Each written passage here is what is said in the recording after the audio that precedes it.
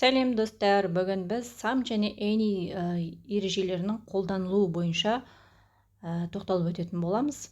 Яғни ағылшын тілінде саналатын зат есім және саналмайтын зат есім деп біз зат есімдерді осылай топқа бөлетін боламыз. Яғни сол саналатын және саналмайтын зат есімдердің алдында қалай қолданылады, соған тоқталып өтеміз. Біріншісі, сам және any дегеніміз не?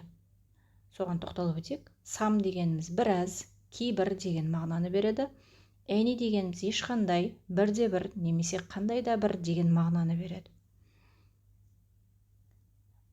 Самның қолданылысына тоқталып өтетін болсақ, сам бізде болымды сөйлемдерде қолданылады. Мысалға, I have some apples. Яғни бізде бұл жерде apples дегеніміз алмалар, яғни алманы біз санай аламыз. Саналатын зат есімдердің көпше түрінде біз сам деген сөзді қолданамыз. Сол кезде бізде біраз немесе бірнеше деген мағынаны білдіреді. Сонда мына сөйлемді қарайтын болсақ, I have some apples. Менде біраз алма бар, немесе менде бірнеше алмалар бар деген сөз. Келесі ереже. Келесі мысалға тоқталатын болсақ, she bought some milk. Ол аздаған сүт сатып алды. Milk дегеніміз бізде саналмайтын зат есім. Саналмайтын зат есімдердің алдында және n деген артикльдер қолданылмайды. Оның орнына біз some деген сөзді қолданамыз. Яғни milk деген бізде саналмайтын зат есім, сондықтан some сөзі қолданылып тұр. Келесі, some сөзі сұраулы сөйлемде қолданылады, тек мынандай жағдайда ғана. Яғни сыпайы түрде сұрағанда немесе ұсыныс жасағанда біз осы some сөзін қолданамыз. Мысалға, would you like some tea? Яғни шай ішкіңіз келеді ма? Шай ішуді қалайсыз ба? Деген сұрақта біз қарап тұрсаңыздар ұсыныс жасап тұр, шай ішесіз ба деп. Шай ішкіңіз келеді ма деп сұрап тұр. Сондықтан біз бұл жерде some сөзін қолданамыз. Тағы бір кілт сөз, would you like деп уже сұрақ бастала ма, онда біз some'ды қолданамыз. Келесі, can I деген бізде структура бар, яғни құрылым. Can I have деп сөйлем басталып тұрса, сұраулы сөйлем, демек ол кезде де біз some'ды қолданамыз. Can I have some water, please? Аздаған су алсам болады ма? Өтініш деп сұрап тұр, яғни сыпайы түрде рұқсат сұрап тұр. Осындай жағдайда біз some сілтеу есімдігін біз сұраулы сөйлемдерде қолданамыз.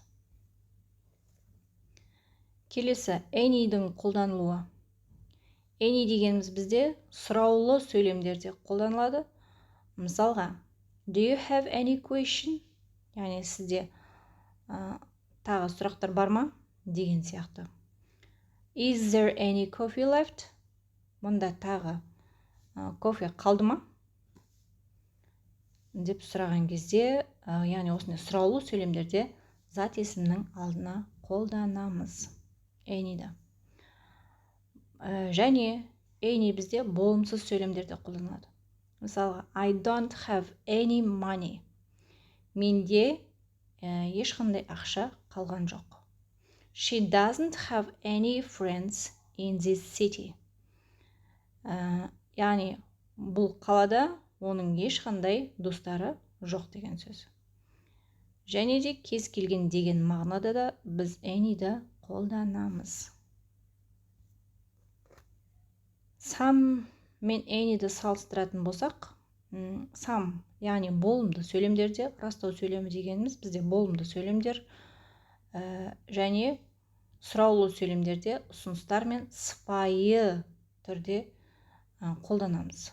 Сыпайы сұраған кезде. Any сұрақтар мен болымсыз сөйлемдерде кез келген деген мағынада қолданылады. Яғни сұраулы сөйлем мен болымсыз сөйлемдерде қолданамыз. Ал енді сіздерге тапсырма. Кішкене осы айтылған ережелер бойынша практика жасап жіберсеңіздер, бірінші қайсысы дұрыс, some немесе any қолданылуын қарап өтетін болсақ. I need неже көбінекте тұр. Одан кейін sugar for the recipe. Сөйлемнің болымды немесе сұраулы немесе болымсыз түрде тұрғанына мән береміз. Бізде қарасақ, бұл сөйлем болымды сөйлемде тұр. Яғни болымды сөйлемде саналатын зат есім көпше түрінде және саналмайтын зат есімдердің алдына біз самды қолданамыз. Сонда бұл жерде біз самды қолданамыз. Келесі. Do you have? Бізде сұраулы сөйлем.